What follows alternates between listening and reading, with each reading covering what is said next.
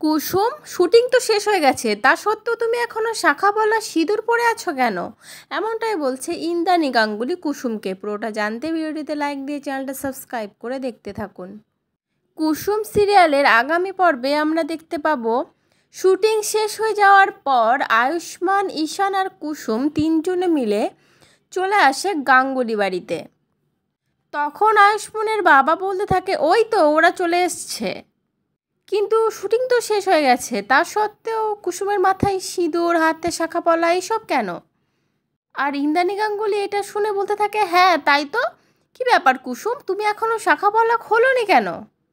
আর কুসুম তাড়াতাড়ি করে হাতটা ওড়নার তলায় লুকাতে লুকাতে ভাবতে থাকে, দেবীমা কি তাহলে সবটা বুঝতে পেরে গেল? কি হবে এবার আমি কি বলবো?